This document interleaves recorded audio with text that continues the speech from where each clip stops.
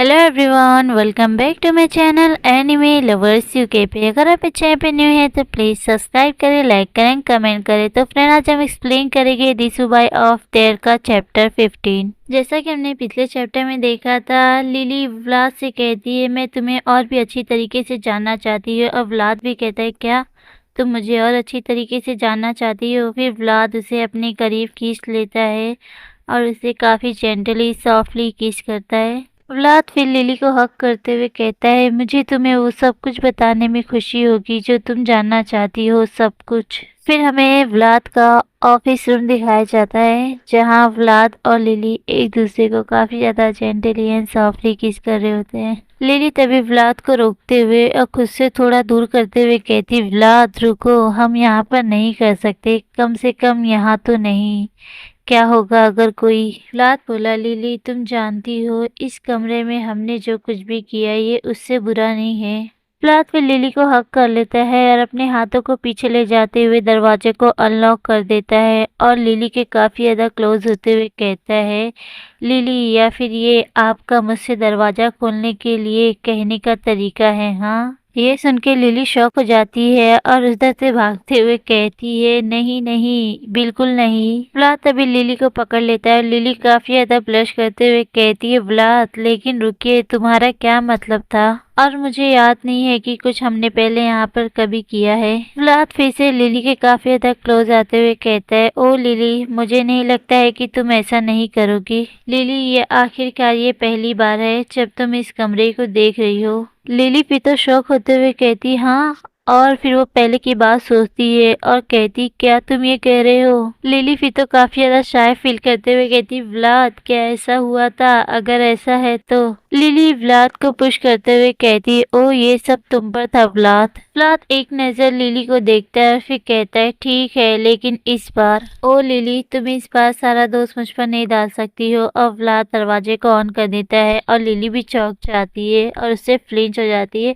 Vlad भी lily को ऐसे चौंकते हुए देख के काफी ज्यादा हंसने लगता है। फिर सीन चेंज होता है और हमें काल कोठरी का सीन दिखाया जाता है जहाँ ट्रिस्टन बैठे हुए कहता है ओ तो वो ऐसा दिखता है ना? फिर तो ट्रिस्टन भी गुस्से से कहता है ओ इसमें कोई आशा नहीं। और लिली का ब्रदर भी सोचते हुए कहता है ओ बिल्कुल, लिली भी ऐसे चेहरे पर फिदा हो जाएगी। ट्रिस्टन गुस्से से बोला ओ अच्छा, तुमने अभी अभी क्या कहा?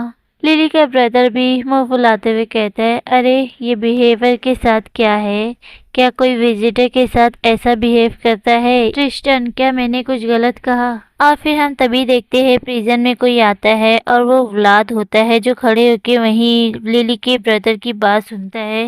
लिली के ब्रदर कहता है ड्यूक इन बदमाशों से बिल्कुल अलग है जो पास में मेरी सिस्टर ने उन सभी से मैरिज करी थी। और लिली के ब्रदर आगे कहता है वो हैंडसम भी है और वेल बिहेव करने वाला भी है। और व्लाद वहीं होके ये सारी बातें सुन रहा होता है।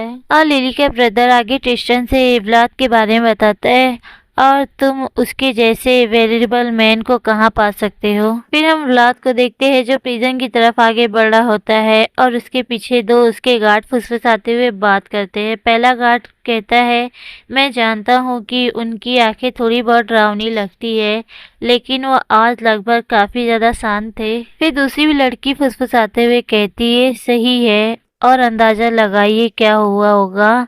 जाहिर है अश्लील फैमिली की गाड़ी में कोई एजेंट आया था। फिर वही हम लिली के ब्रदर को देखते हैं जो कहता है अगर मैं लिली होता तो क्या तुम मुझसे जुड़ना चाहते हो? और वहीं इसके पीछे व्लाद भी आके खड़े हो जाता है जिसकी वजह से लिली का ब्रदर काफी ज्यादा चौंक जाता है और व्लाद को देखते हुए कहता है योर ग्रीस। व्लाद फिर तभी आगे बढ़ते हुए अपने गार्ड लोग से कहता है हमें यहाँ अकेला छोड़ दो। और उसका गार्ड भी बाव करते हुए कहता है हाँ योर ग्रीस। वो गार्ड भी लिली के ब्रदर को वहाँ से अपने साथ ले जाने लगते हैं। तभी लिली का ब्रदर व्लाद को देखते हुए घबरा जाता है और अपने मन में सोचता है मुझे उम्मीद है कि क्या उसने हमारी बातें सुनी होगी। फिर हम व्लाद को देखते हैं जो प्रिजन के दरवाजे को खोल देता है और ट्रिस्टन के सामने आके खड़े हो जाता है और उससे कहता है ऐसा लगता है कि तुम मेरी वाइफ के साथ खिलवाड़ कर रहे हो। ट्रिस्टन ड्यूक को देखते हुए कहता है ओ ये वर्ड्स एक ड्यूक के लिए परफेक्ट नहीं लगते। व्लाद झिझकते हुए ट्रिस्टन की तरफ देखता है। ट्रिस्टन व्लाद को देखते हुए कहता है, मुझे नहीं पता कि तुमने लिली को कैसे सेड्यूस किया,